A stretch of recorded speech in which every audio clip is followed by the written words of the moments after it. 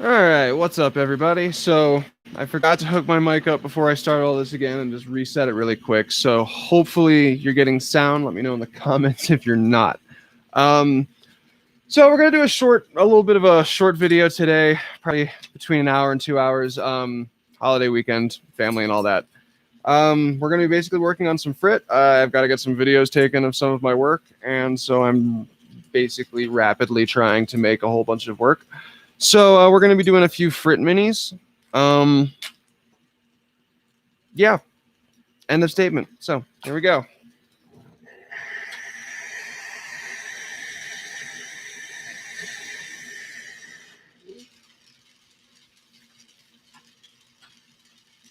So first, I want to make a female piece. So I've got two chambers in the kiln right now. Um, one that's like a pink and white, and one that is in the amber purpley color and dark multi. And I got one female piece made. So I got to make the female piece for my dark multi. And then we'll go ahead and pick out the colors for our third one. Then we get to put everything together.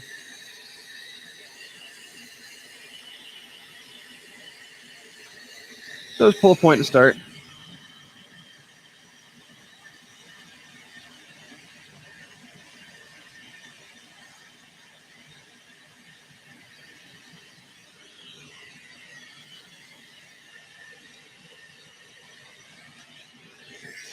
And then we'll set this aside.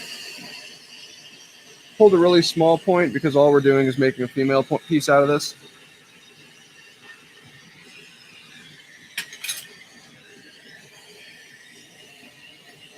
And I think we're going to choose the green or the dark multi. Use that.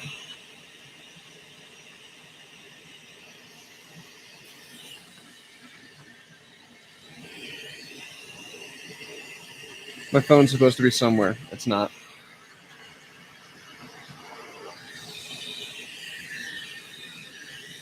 My brand new reamer to replace the one you guys saw me break on stream. It's so fresh. Oh, look how sharp that is. Brilliant. It's gonna last like a week.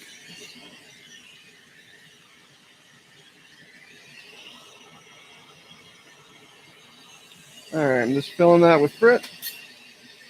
Then we're gonna heat it up.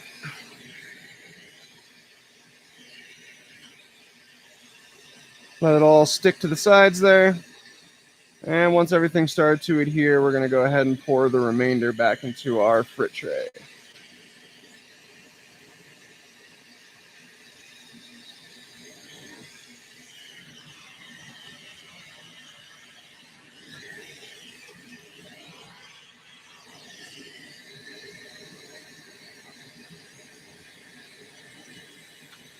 Close that down. And then we'll spend the time to melt the Frit all the way in.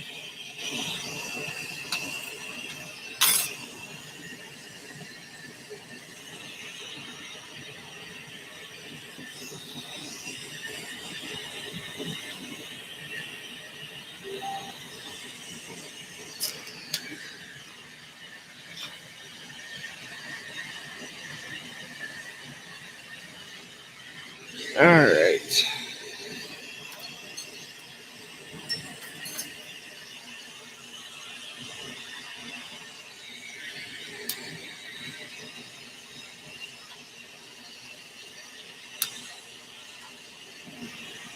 So I want to take some time and really melt this in. I don't think dark multi is really a particularly finicky color, but I haven't used it a whole ton. And I mean, you should always just melt things in all the way, anyways. But you know, if you fail, certain colors are worse than others to fail with. And I don't know if dark multi is or isn't, but I haven't used it enough to take chances. So we'll get that all nice and melted in. I'm gonna pull it down into a tube. Hi JJ.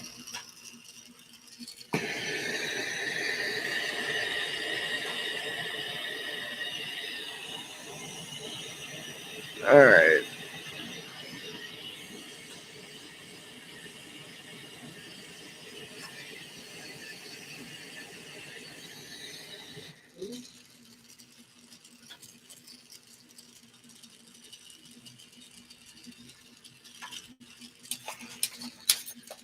So now we got reasonable size tube.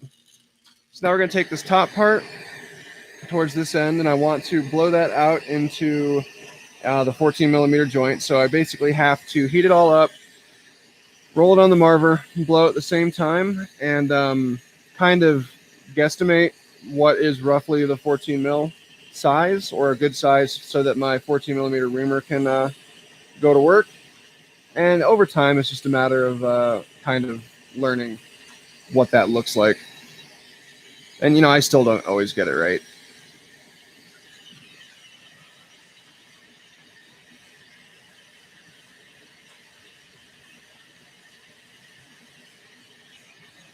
Good. I'm glad this sounds good. I basically was just about to hit go live at like whatever 59 and 359, and realized that my mic wasn't, you know, there again. So I had to like quickly put the mic in, hook it up, turn it on, reset all of the software and everything so it would like catch it properly.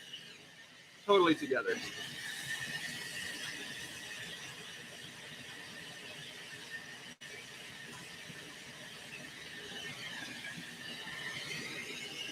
All right.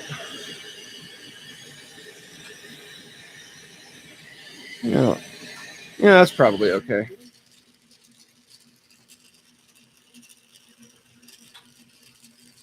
I will pop it open.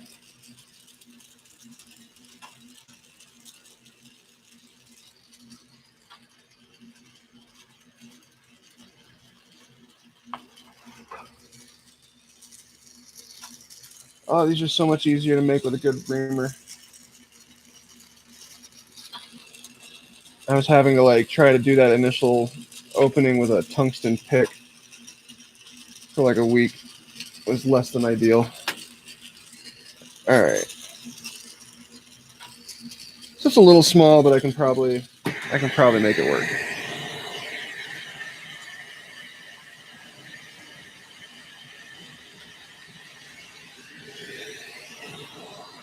So it's a little small. The only thing I have to do is just make sure there's tons of wax on my reamer, so it'll slide properly, and do it in stages instead of trying it all at once, so that things widen, I don't know, evenly.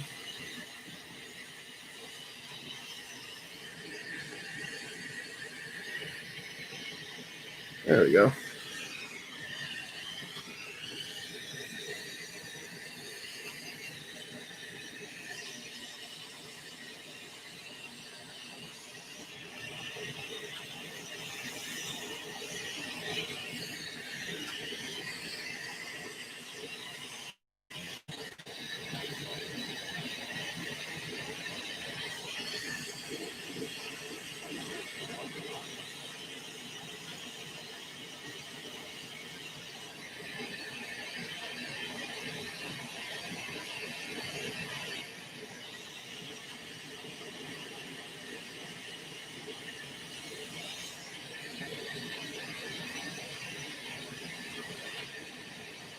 All right. We'll test that with a wax covered joint. It's good. Let it cool for a second and use our joint holder and finish shaping everything.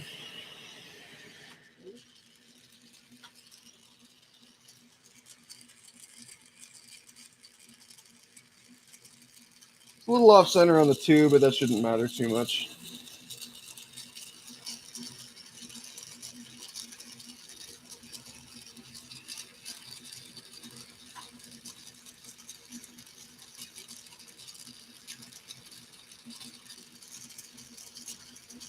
Push our Maria in.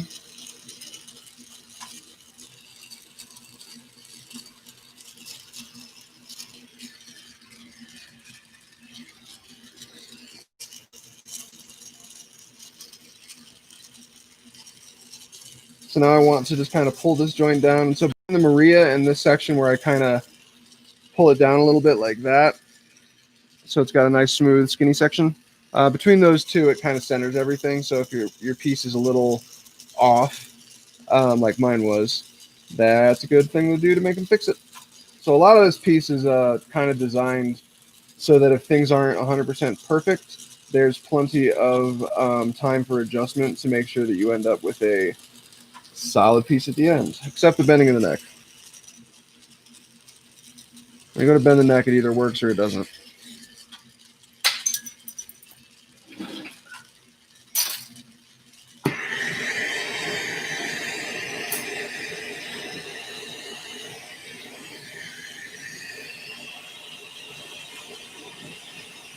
Spend a little extra time in this step making sure that you heat this piece up, because if you're going to have frit that isn't fully melted in, it's going to be on that end of the tube, because that was the piece closest to the mouthpiece. So spend a little extra time, make sure that frit melts in. The most common mistake when working with frit is just to not melt it in enough. Seems obvious. It's actually kind of easy to not melt it in enough.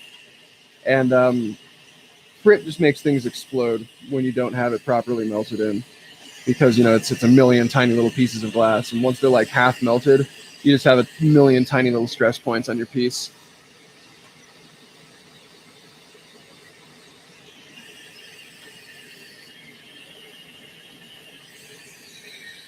All right, let that cool for a second.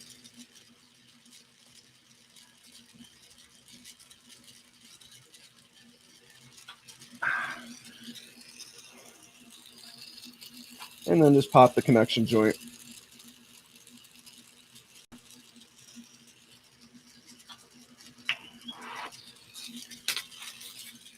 Luckily, I only have to make one chamber today, because it is hot in this studio.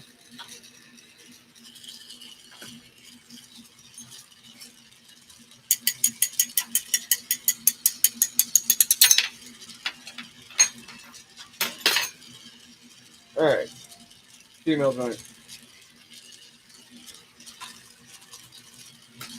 Now my phone's alarm is going off, so I gotta go turn that off.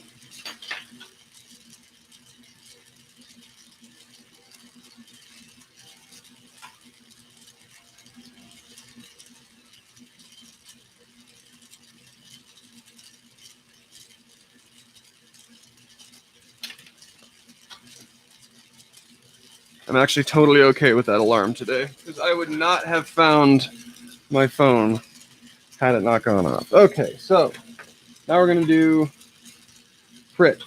We need to pick a different colors for our chamber of our third piece.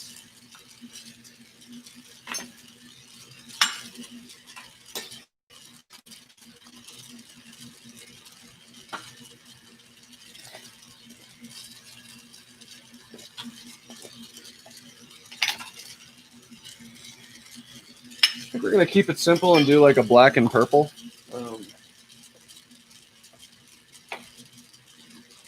I don't feel like experimenting too heavy with the colors, and I know those two look really good together.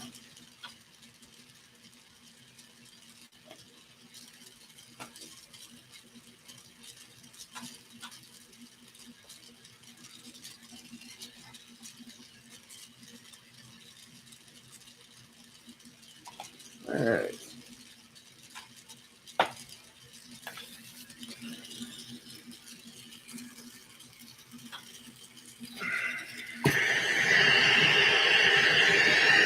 So I had a habit for a long time of not making my point on this particular piece all that large, because I figured, you're adding a bunch of frit to the piece, so it shouldn't need to be any bigger. It should be about the same size as like a clear mini. And I kind of found that because you spend so much time melting in that frit, your piece ends up a little bit thicker than a clear mini generally would end up. So I actually have to use a larger point for the frit minis than I do for a clear mini, which is a little counterintuitive, but because you're thickening the glass up so much, it's actually shrinking the size of the piece that you're working with, and you just end up with a much thicker piece, which is still fine. Who doesn't love thick glass? But I also want to kind of stay within the size constraints that I artificially set on my own products. So, slightly larger point.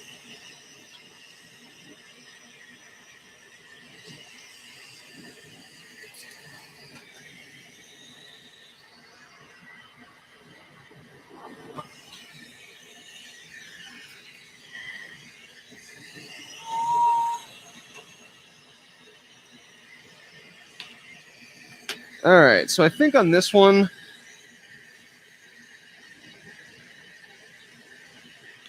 I think I'm going to make the neck and the female joint purple and the chamber of the piece in the black. So I put purple in first because that's going to be the neck. And then head up to that elbow joint and just let it soak while you rotate it. Got to be careful not to let your frit sift out either end. You don't want it to be way up because then it'll start falling out your mouthpiece all over your bench. And you don't want it to be too far down or it'll fly out the other end there. So you kind of have this little equilibrium that you reach where it will basically stay in the tube. All right, once it starts adhering, move up a little bit because I want about half of this piece to be this purple color, which is Spring Hill something. I don't know. I'll look it up. It's got a three-word name, so I can't. I'll look at it in a second. Really pretty purple.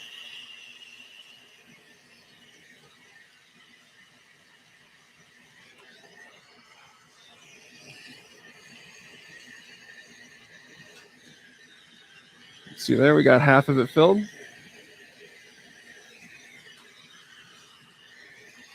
Give it a sec to cool.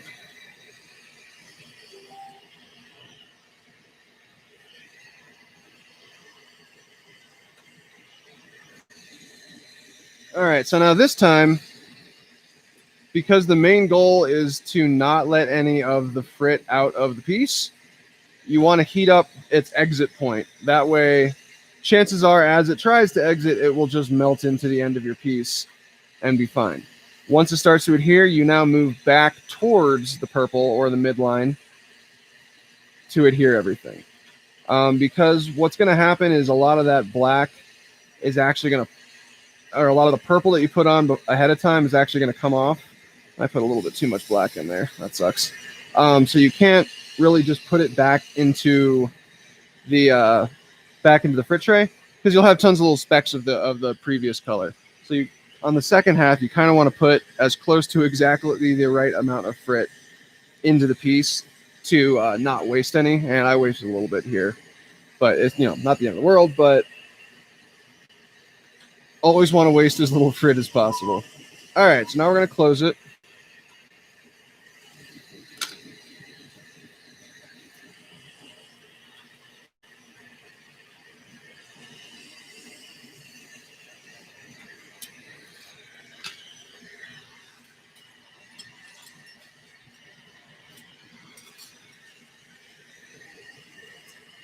And I'm going to pop the end off this because I used this for a marble, so I had some black on the end there. And we'll attach our handle and spend some time melting in our neck joint. Make sure your handle is nice and centered. The more centered it is, the easier this will be for you. And like every step after it too.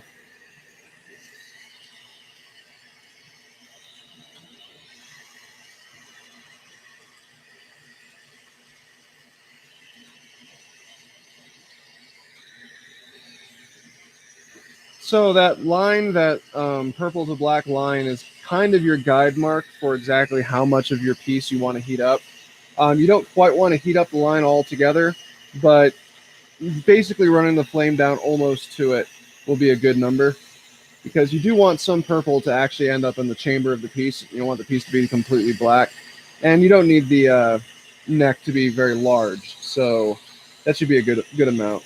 But again, spend your time really letting things soak in. Just let that heat hit, which is just so enjoyable when it's super hot in the studio. But really let it soak in. You need that frit to completely melt in or you risk cracking. Once it's super melted in, go ahead and pull your neck.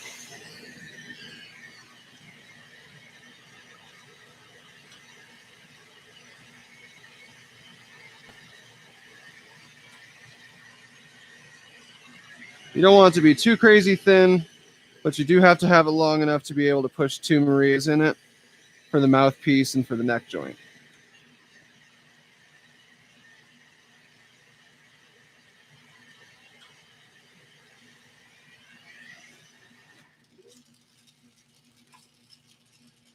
And I usually really give this a good amount of time to cool down before I start messing with it. You can start messing with like the clears and all of the others pretty quickly, but for some reason the Frits, the necks just take longer to really solidify, and they're easy to wiggle out of shape. And that's the last thing you want. So, all right, push the Maria in for the mouthpiece. Make sure you hit those cold marks underneath your Maria, or maybe not if you're awesome at Marias, but either way, hit it with your flame. And then we'll straighten this all out on the angle marker.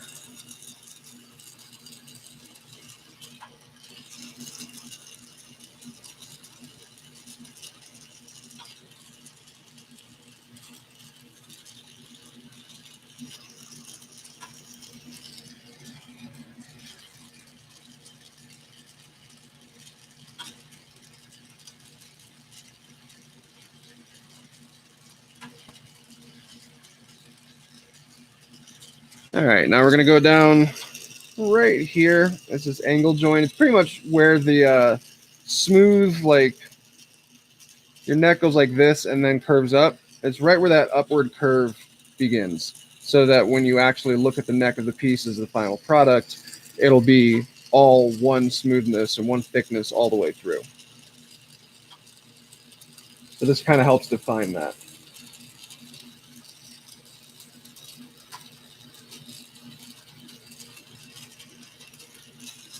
Get rid of your cold marks.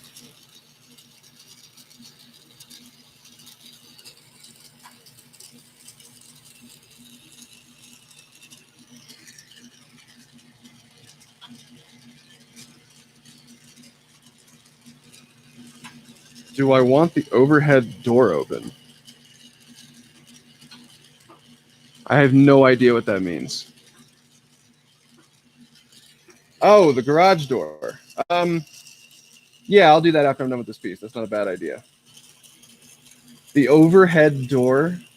Come on now.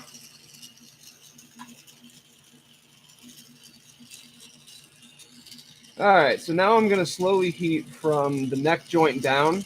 This is basically because I don't want my I want my piece to crack because I've got under melted frit. So by slowly going from where it's already hot down to the mess that is where this connects to the piece, I'm ensuring that everything is nice and preheated and will have the least chance of cracking. It takes a little bit longer, and I don't actually have to do this on most of the minis, but the Frit minis in particular pretty much always crack if you don't do this. So rather than fight that, I just take the extra time.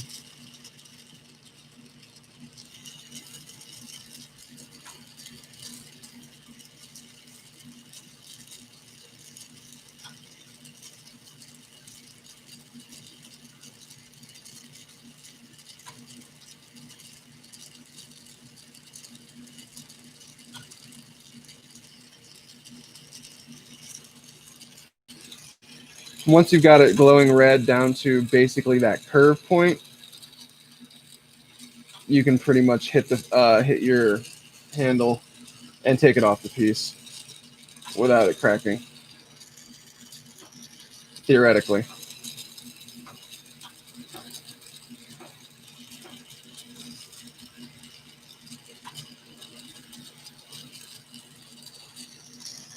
Oops.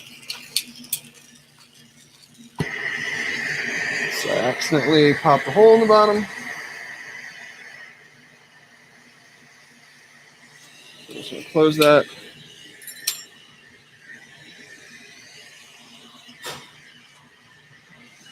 Thanks, Dad. All right, so now we're trying to get some air in the studio.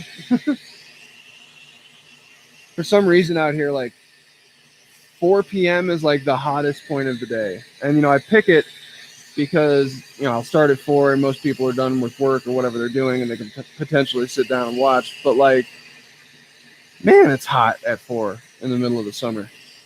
It's going to be great in the winter.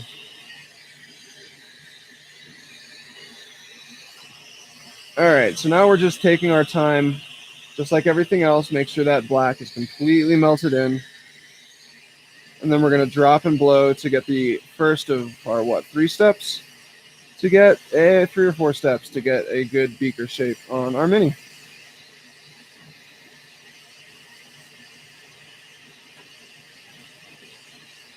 All right.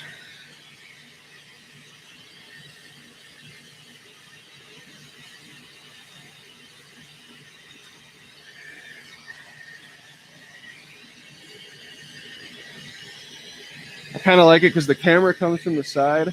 So when I'm blowing in, I can look at my monitor, which is like over here, and actually see how my piece is looking without having to like bring it up and look at it. Because normally I can't see that from the angle. I can't see exactly how much of a swoop we're getting or anything.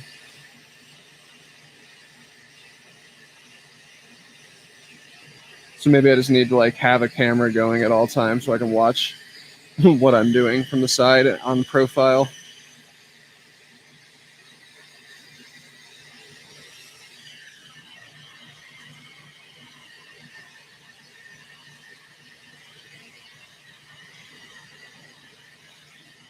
That upward blow is really small. You almost just want it to puff a little because you're not trying to blow it out again. You're trying to let it kind of settle into a disc.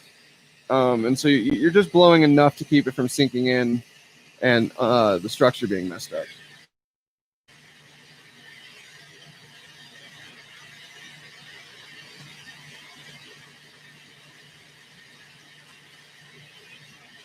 And then by doing it on the Marver like I did, there we go. You can see you got a really nice angled beaker shape. And then you got the bottom.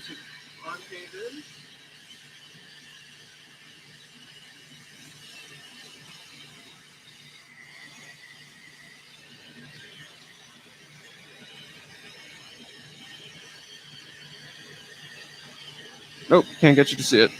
I'm like trying to see if there's an angle that I can show that concave where it actually shows up on the camera, but nope, there's not. And then hit the edges.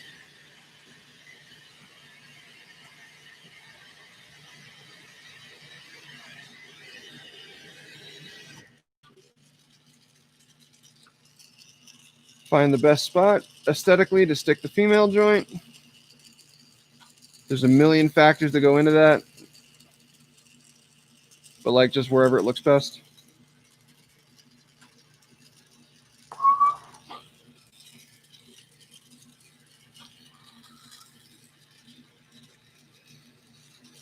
All right. So you got the chamber for our purple and black.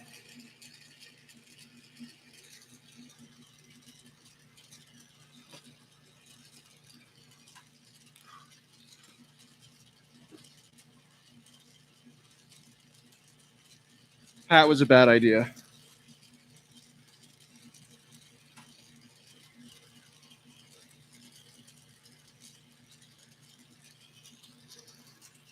Listen, I've had enough of your industry descriptions with your scissors being cutting tools and all of that.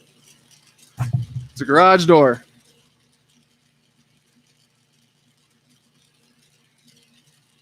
All right.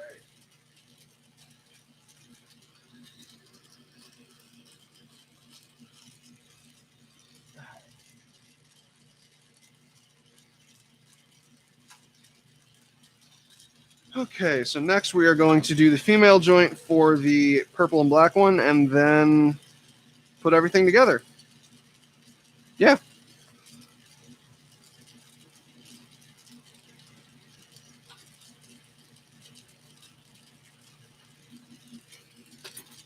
All right.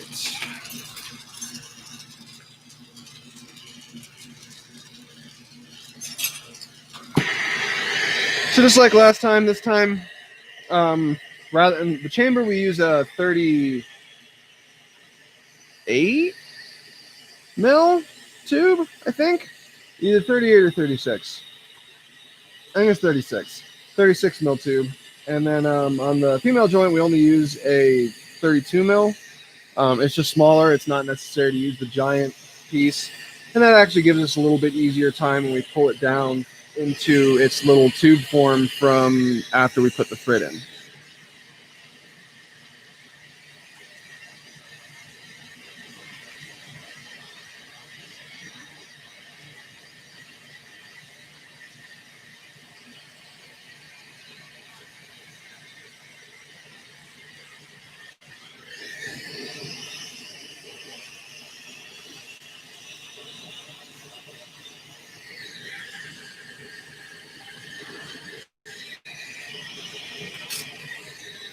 All right.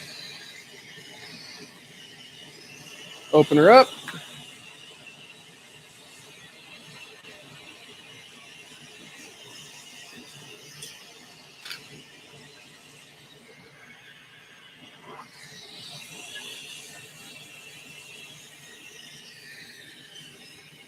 And pick your Frit. So on these, you can do whichever color you want for your female joint. It'll look fine. I wanted purple to be the predominant color of this particular mini, so I am going to go with purple for the female joint.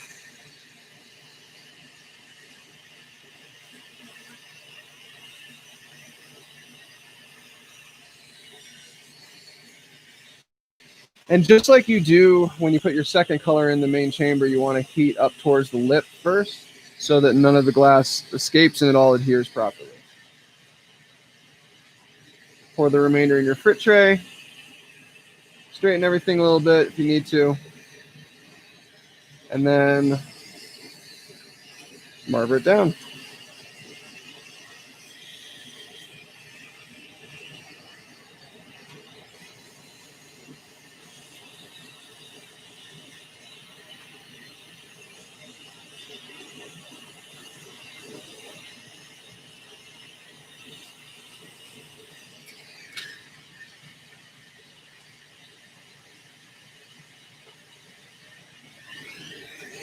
Spring purple. Couldn't come up with spring purple. But yeah, that's what it is. Kind of a nice lavender color. It's pretty.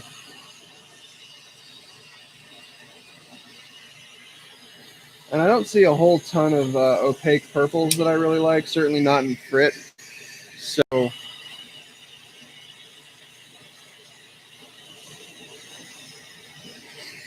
when I saw it, I grabbed it and grabbed a lot of it.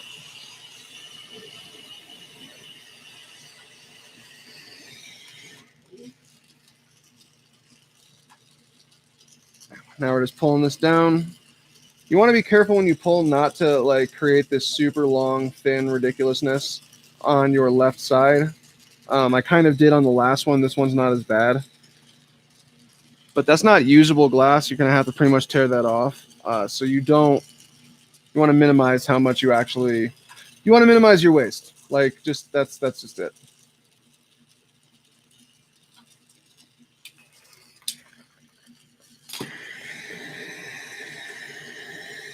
There can be a lot of waste in glass if you let there be. And I mean, there's plenty of like ecological and hippie reasons to be non-wasteful, but also like glass is expensive. When you use more than you need to, it costs you money.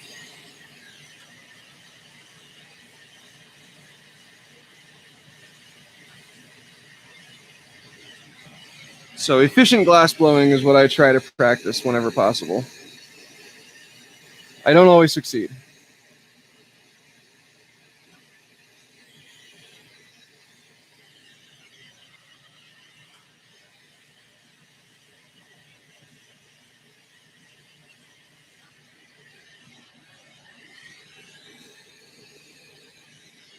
All right, that's a little bit better than the last one, I think. I hope.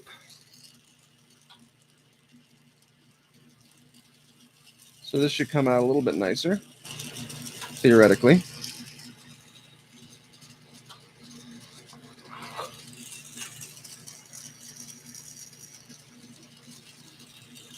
And all I'm worried about is I'm talking about the evenness of that lip at the very top. It doesn't in any way affect the function.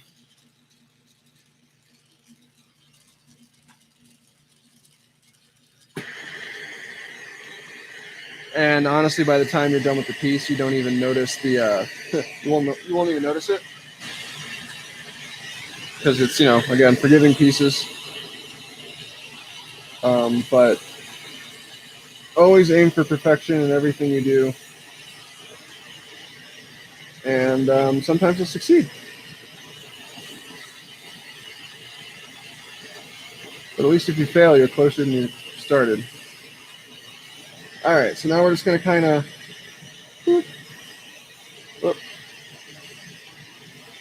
changed the angle while I was working it because I wanted to see something, and it ended up making my 14 mil joint no longer straight to the tube. So you got to be a little bit careful doing that. Now I'm going to heat the lip and just go straight down. What this does is it does even the lip out. So like I had a minor lip issue in the last piece, but by doing this, heating it up, pushing it out, it takes your upward inconsistencies and turns them sideways, and you don't see them sideways.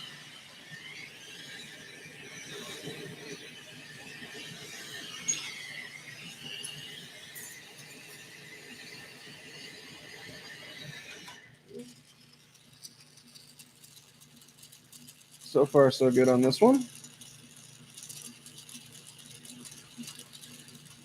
I'm afraid to say anything because as soon as I do, I'm going to jinx myself. But these was like the first time I've made successful female joints right in a row without everything going to hell when I do it live. And crack. No, it didn't. Okay, good. I'm not superstitious at all. I don't know what you're talking about.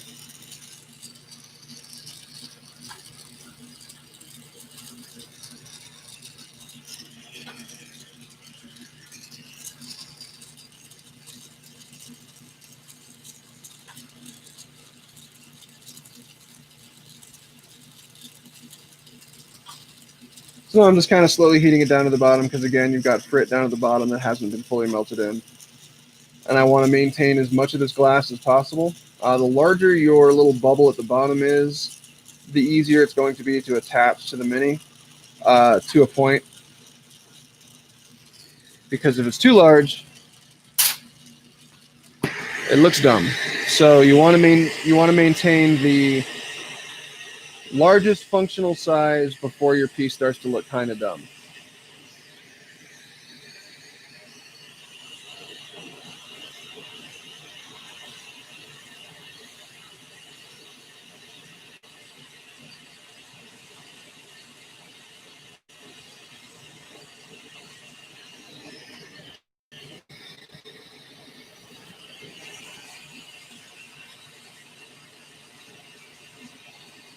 So we're just kind of gathering it up, and then we'll do our final blowout.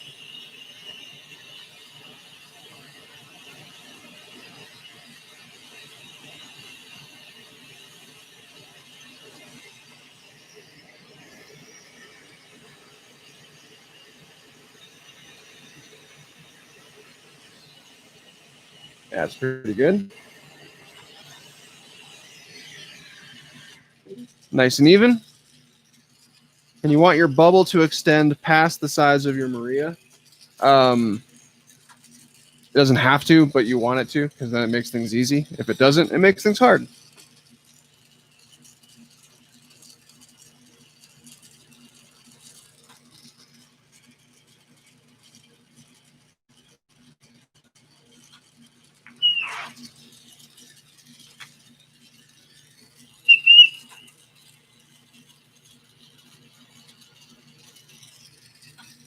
All right.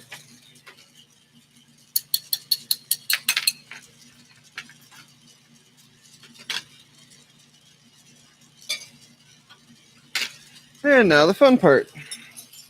For me, I don't know if this is fun to watch. It might not be. It might be super boring, but I enjoy it.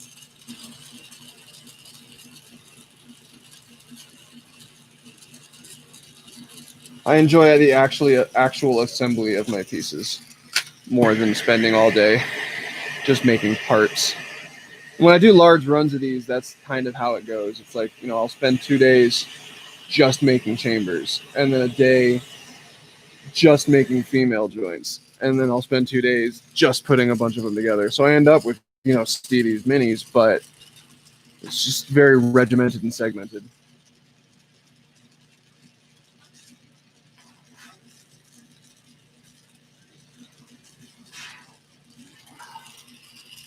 And it's mainly just because that's efficient.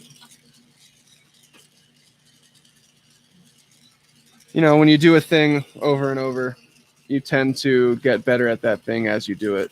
So like the first mini of the day will always be the one that's like, it's fine. It's just nothing spectacular in shape or function or form, any of that.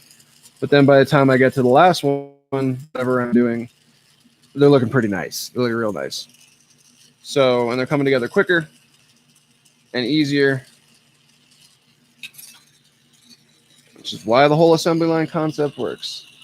But man, it can get tiring. So sometimes it is nice to make a few pieces just start to finish.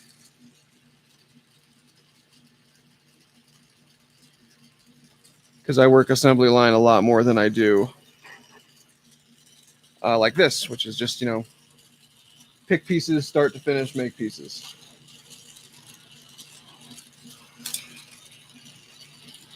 So I went ahead and put the down tube in. Now I am just getting rid of the clear ring around my joint. And then I'm going to center my joint. Or not my joint, my down tube. Joint's pretty much centered. Like that.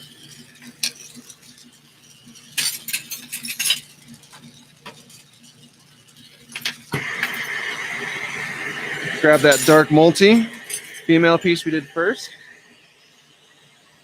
Now I don't want my down tube to move at all. And so if I heat the rim around the connection point here on both sides, I'm going to heat it like that, I run the risk of that down tube moving slightly. And once you attach your female piece, you cannot resize your down tube or reposition your down tube very easily. It can be done a little bit here and there, but for the most part, that's where it's going to be. So you don't want to heat that piece that's attached to the chamber, or you might end up ruining your down tube, which ruins the piece. So now we're just going to do the, go all the way around the female piece that we just attached, section by section, and really melt things in. Make sure that that's not a place of a lot of stress, so we can keep our piece from cracking.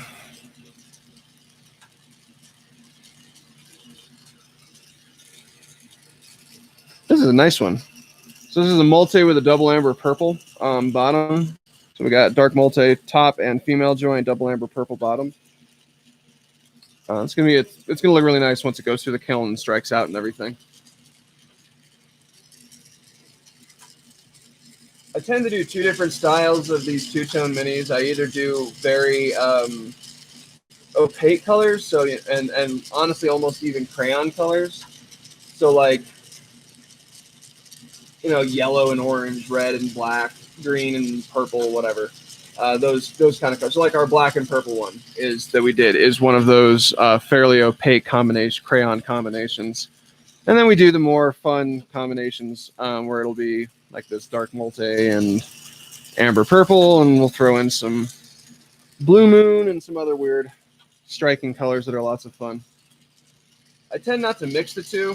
I find that having something that's like half transparency striking color and half opaque crayon color looks pretty terrible.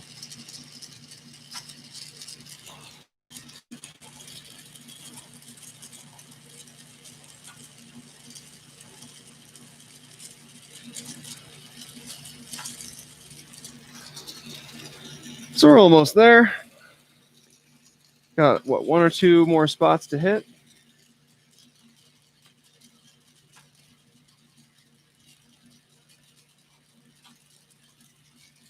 So if you want to see good pictures of all of these products tomorrow when they come out of the kiln, I will take pictures of them and I will put them on my Facebook, which is Vulcan Glass Art Studio.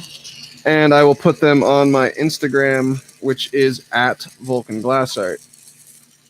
So if you like the pieces, you think they look cool, go ahead and check them out there tomorrow. Nothing shows up while it's hot in a webcam quite as well as it does when it's cool, struck, and in a camera.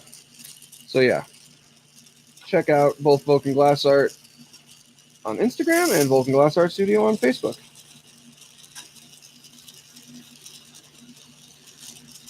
This is the last little section. It tends to be the section that takes the longest, and you also have to be the most careful with it. If your 14 millimeter joint's going to move, that's when it's going to do it. But it looks like that one pretty much stayed. And you can see we got our piece.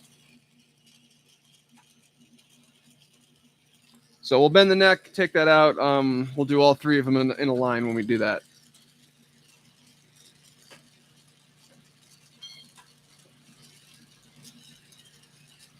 All right, so now I got to find some more tube.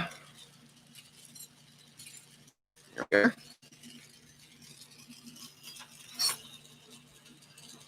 So the next one that I am going to be constructing is Star White neck with a bubblegum pink, I think, base and a Star White female joint. So mostly white.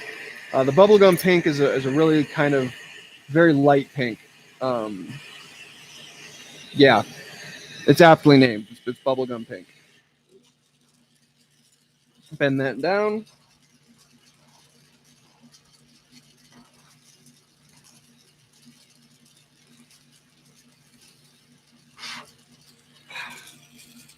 All right. So this one has a slightly larger hole opening there. You see that? You can kind of see it. It's larger than I would have liked. I do that sometimes. It's dumb. So when I go to seal this, I have to be very careful to heat up enough of the tube so that when I push this down, because basically what I'm doing to seal this is I heat up a section of my tube and almost do the kind of motion that pushes a Maria into something. Kind of push in and up like that. So the hole maintains, but you get glass all the way in, filling in that opening. So when it's a really large opening like that, you kind of got to heat a fair amount of glass to get it to completely seal. But you got to maintain that hole that comes through your down tube, otherwise the piece is useless.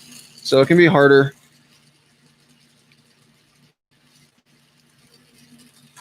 It happens when I'm getting lazy.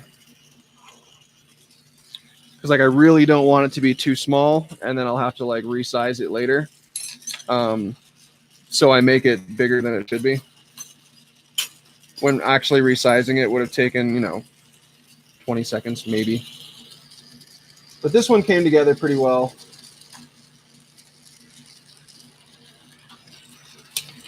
We're going to go around and get rid of that layer of clear.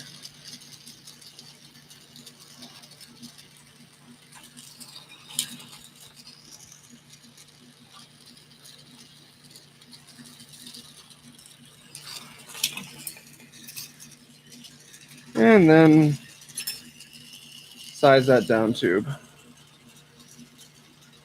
Luckily, these Frit pieces usually aren't so opaque that you can't see the down tube in the piece through the outer wall. A lot of the solid color minis that I make, you can't see the down tube, so you almost have to best guess that it's going to be nice and straight, and you can make sure it touches the bottom of the piece, which is the most important thing, because it is a mini, it is a water piece, and you don't want to have to put a ton of water in here, or you're going to get water in your mouth and use it. So you got to make sure those down tubes reach all the way to the back of the piece, which is pretty easy to do. You can feel that, but making sure that it's nice and straight can be a little bit harder in solid color pieces where you can't see. So you can see on this, it kind of, I don't know if you can see the pink. It doesn't really strike out much, but it's a pretty pink. So are you actually cooking, Hunter, or are you microwaving Hot Pockets?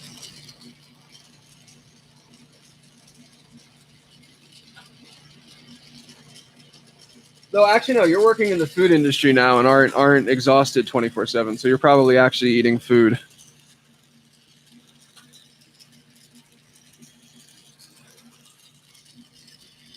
All right, now we're just taking our time, slowly working our way around the piece.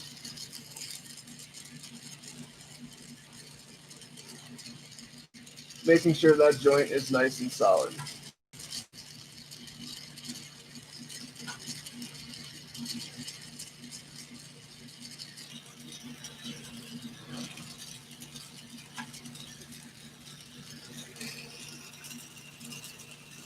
You really don't want to do these, like, you don't just want to go all the way around quickly, because you'll actually create stress when you have to like put your joint back in place, and it sort of negates all of the work that you've been doing going around this piece and melting everything together.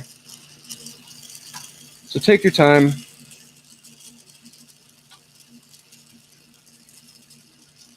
And I mean, that pretty much goes for any joint you're going to attach to any piece at any time in your glass blowing career.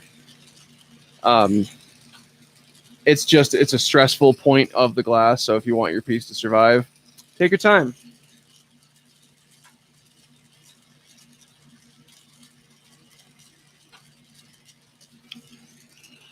There's nothing worse than forever in a piece and having it crack because you didn't want to waste an extra 30 seconds on your connecting of the female joint.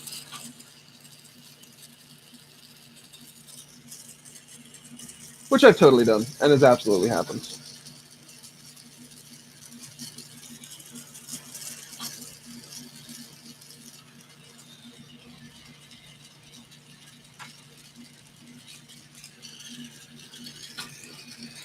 Give that 1 second, then we'll hit that last spot.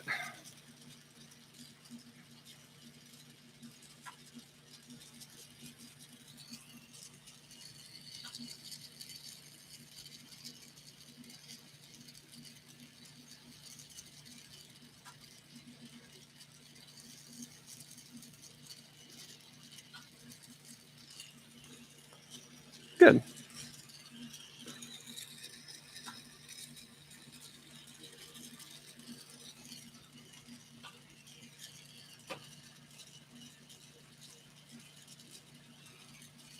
All right, so now we're going to do our last one, which was our black and purple one. Looking at them, I think that's going to be my favorite of the three. I think I just like purple. Like anything I make that's purple, I'm just like, oh, that's like the most amazing thing ever. And it's not, it's just purple.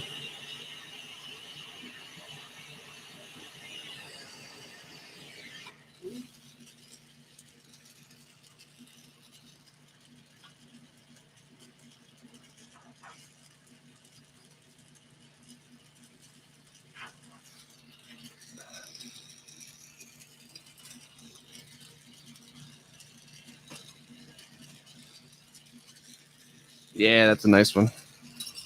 Or it's just purple, I don't know. All right, so we'll go ahead and slide our down tube in there.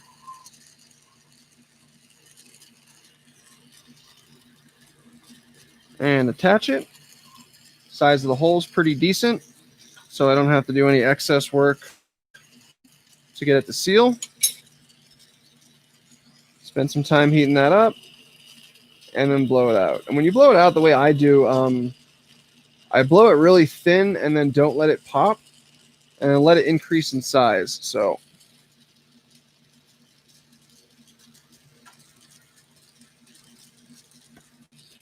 you end up with this bubble like this.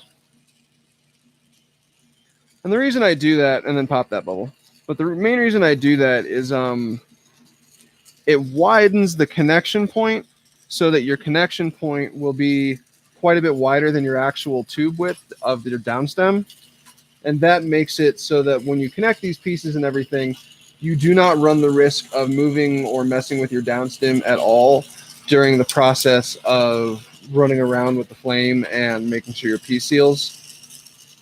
Because the actual point of heat is pretty far away from where the down tube meets. So I just found it's an easier way to get everything to kind of stabilize and do what I want it to do.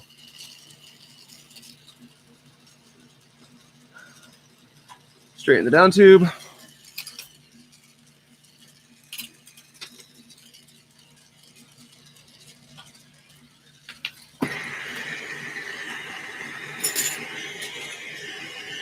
And then we will attach our purple, or our female joint.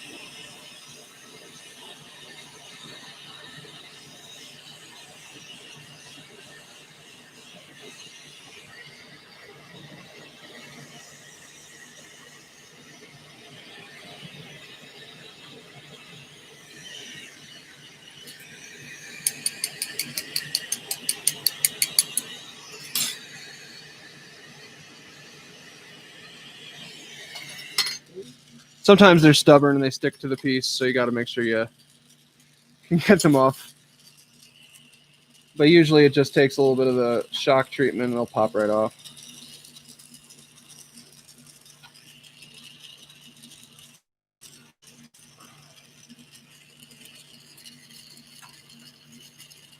I accidentally got, when I was removing glass from the exterior of that down tube joint, I accidentally got some on the Maria, so I had to take a second to tweeze that off and then melt in the clear that was left over. Not a huge thing. Won't even see it in the final product. You're not a maestro because of what you can make. You're a maestro because of what you can fix.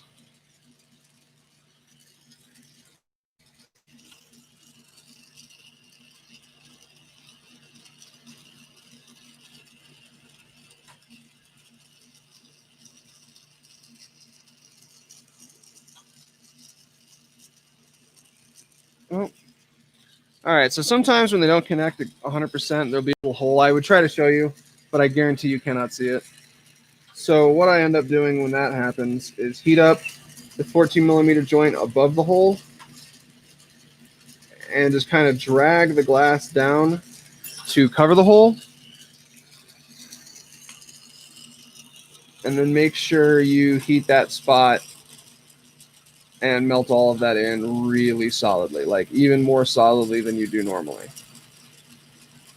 So like the first batch of these that I ever sold, I sold to my friend Bob Sprung, and I didn't notice that there had been a hole. Like I went all the way around and just didn't see the hole on the very top of the piece.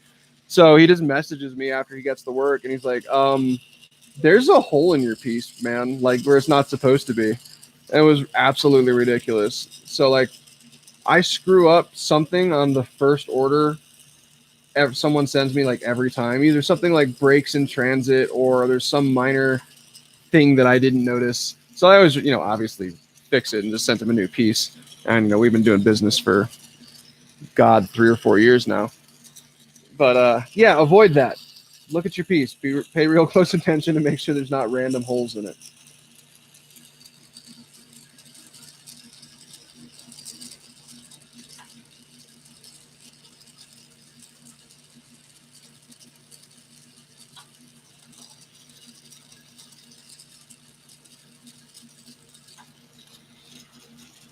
Looking good. We just got one more spot to hit and we'll be all set.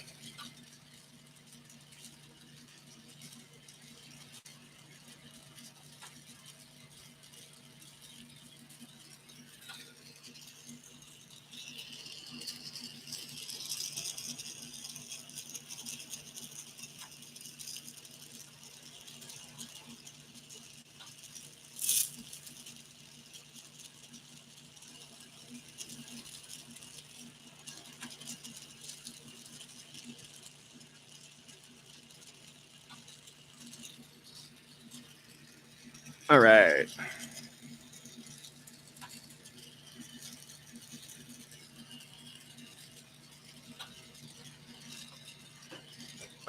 Oh, so you can see it.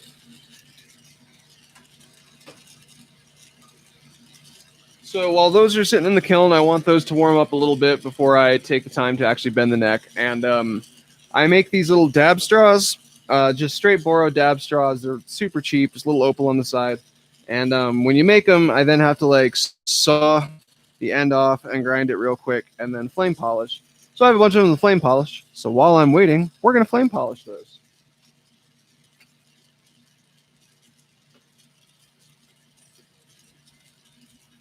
So you can see, just basic dab straw, little opal on top.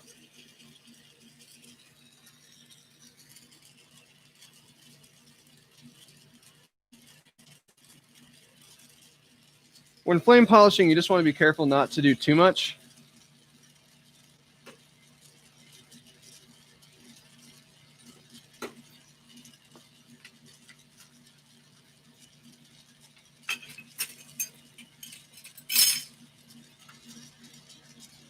You don't really want to change the diameter of the tube You're just trying to make sure it's not rough, and that it's got its optical finish.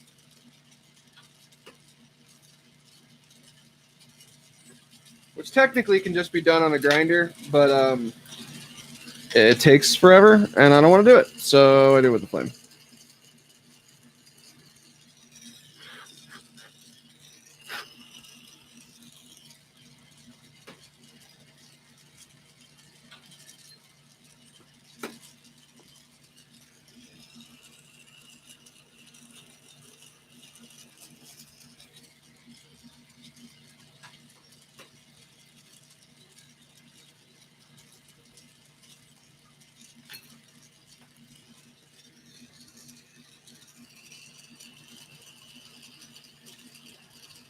I'll throw a picture of these dab straws up on Instagram and Facebook too.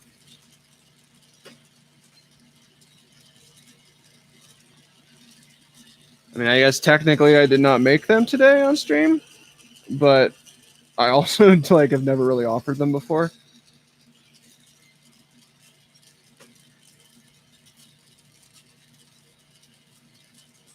So wouldn't hurt to have a picture. They're great.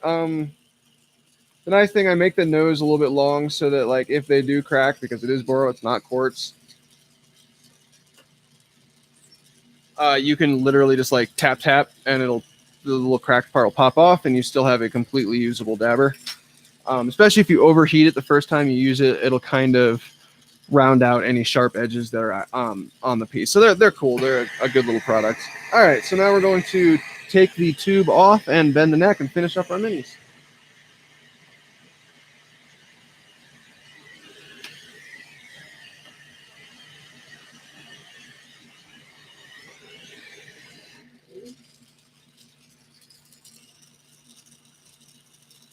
So first we take it off our tube.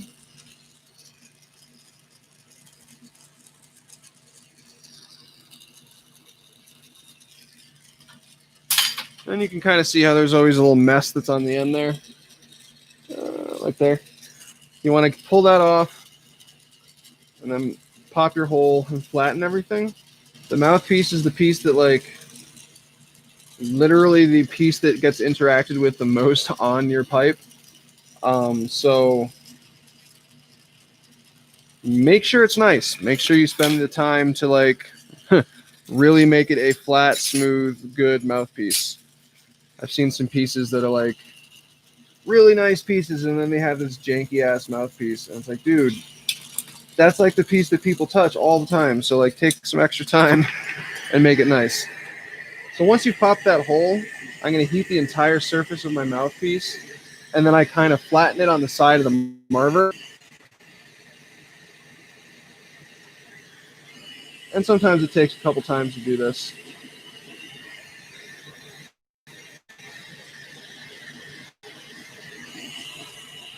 And then center the hole. If it's super small or super big, well, if it's super big, you're screwed. But if it's super small, you can increase the size a little bit.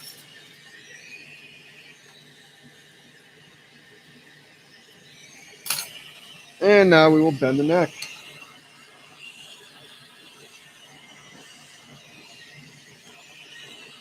So today it's pretty much just going to be these three pieces. Like I said, we had family in town. I'm trying to take care of some other stuff. So we're just going to do a short stream this week. Next week, we're going to be doing my art stream on Thursday. Instead of Fridays. So I heated that up a little more than I should have. And gravity kind of did the shaping for me. You got to be careful when you do that. If gravity takes it too much, you just end up with this like 90-degree angle mouthpiece, which is not what you're looking for. It's not what I'm looking for. Might be what you're looking for. I don't know.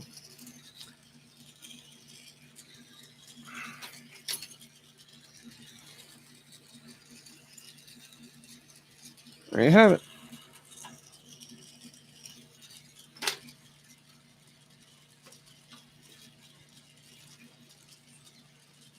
Now we'll take the second one.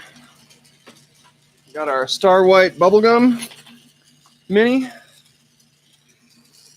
This one's going to have a particularly small mouth hole when I am done pulling off the tube, so I have to make sure I go ahead and ream that out a little bit with my reamer.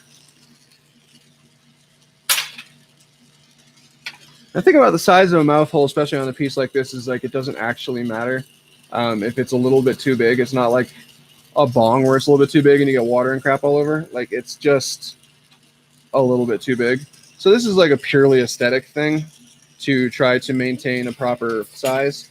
But aesthetics are important. You know, I mean, it doesn't even need to be conscious aesthetics. It can literally be like someone subconsciously looking at something and not even realizing that they don't like it because the bowl hole or the mouth hole's too big.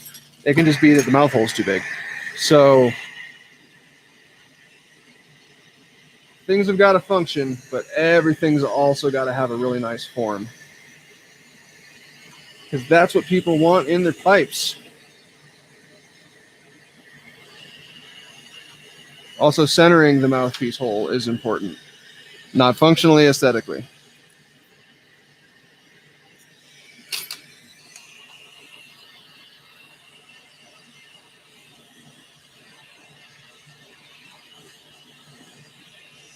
Because remember, as an American artist, you know, your customers can always buy a nicer piece or a more complex piece for cheaper from China or DH or something. So what they're coming to you for is quality and your input, how to make things. You know, they want it to look nice by your standards. So hold yourself to high standards.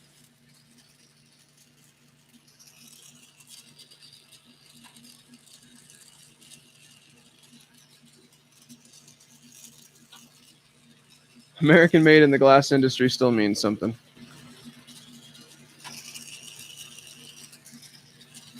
All right, that's the second one.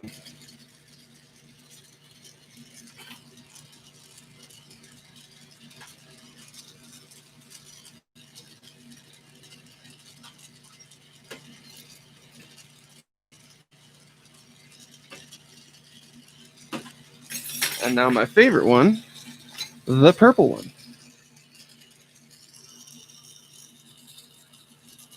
So the main reason I wanted to take that time to like 2 minutes to polish all those straws is just because these steps don't take very long per piece. So when I'm normally working at 6 pieces, so by the time I've taken the first 5 off the tube, the last one has preheated enough. But because we only did 3 today, by the time I take the first 2 off the tube, I'm not 100% positive that my third one would be preheated enough. And so rather than risk cracking it or causing other kinds of issues, I just did some dab straws, added a few minutes to that time, and now it should be nice and preheated. Woo!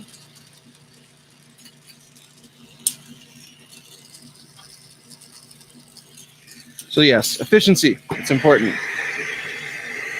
I don't like waiting around for stuff to reheat. I don't like sitting here and kind of twiddling my thumbs while I'm waiting for my pieces to reheat. So you always got to make sure I've got something being actively done while pieces are heating.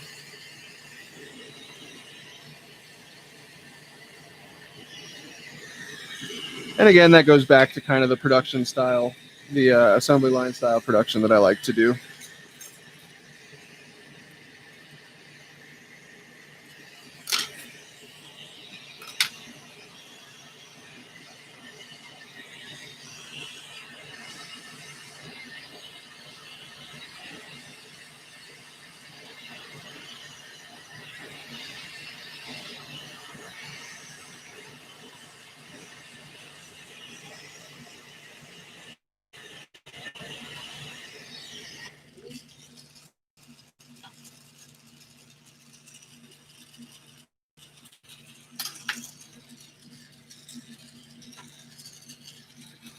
And the next, like the downstem, once it's bent, you do not want to mess with it. So when you got to get rid of those cold marks that are always going to be on the back side of the neck, give it a solidify before you hit that. Because if your neck bends or does something weird now, you're going to be really hard pressed to get it to look perfect again.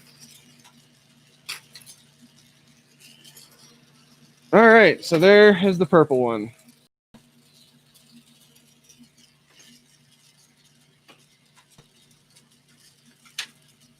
So, again, like I said, sorry for the short stream tonight. Holiday weekend and all that nonsense. Thanks for those of you who joined me. That was awesome. I appreciate it.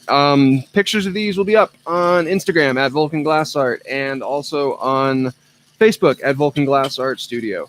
And then if you want to support the channel further, check us out on Patreon. You can become one of our patrons. It's Vulcan Glass TV, and I will make you pretty stuff live on stream. So yeah. Also, all these pieces are for sale, so if you like the pictures, you hit me up. Other than that, I will be doing a regular, length stream on Thursday, and it's probably going to be really, really hot in the studio, and I'm probably going to make a couple 2-inch marbles. So if you're looking to see a glassblower die of heat exhaustion on stream, Thursday is probably the day that you're going to want to check it out. Other than that, thank you guys very much for watching, and I'll see you next time.